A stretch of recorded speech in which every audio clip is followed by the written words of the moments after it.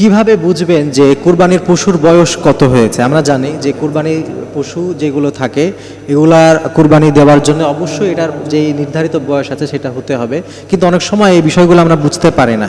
অনেক সময় দেখা যায় বিক্রেতারা বিক্রি করার জন্য বয়স না হলেও হয়তো বা বলে দিতে পারে। এই জন্য কী করা যেতে পারে? এই জন্য অনেকগুলো পদ্ধতি আছে, এর মধ্যে একটা হচ্ছে দাঁত দাঁত দেখা। এটা অত্যন্ত চমৎকার একটি পদ্ধতি। আপনি দেখবেন যে গরু যদি হয়, গরুর সামনের নিচের যদি মাছ বরাবর দুইটা দাগ উঠে, সাধারণত বোঝা যায় যে এই গরুর বয়সটা 2 বছর হয়ে গেছে। এই জন্য এটা দেখে চিনতে পারেন। আর সব থেকে আরেকটা চমৎকার পদ্ধতি হলো, অনেক অভিজ্ঞ মানুষ আছেন যারা এই জিনিসগুলো দেখলে বুঝতে পারেন যে শরীর ভালো হলে, স্বাস্থ্য ভালো হলে তারা বুঝতে পারেন এটার বয়স কত হয়েছে। তো এই সমস্ত অভিজ্ঞ লোকদেরকে নিয়ে যদি আপনারা পশু কিনেন, কুরবানির পশু কিনতে যান, তাহলে এটা আসলে আরও বেটার হবে। তবে অবশ্যই দাঁতটা খেয়াল রাখবেন যে নিচের সামনের দাঁত দুইটা, যে বড় দাঁত, এটা উঠছে কিনা। এটা উঠলে যদি একটু বড় হয় তাহলে বোঝা যাবে যে এটার বয়স মোটামুটি হয়ে গেছে।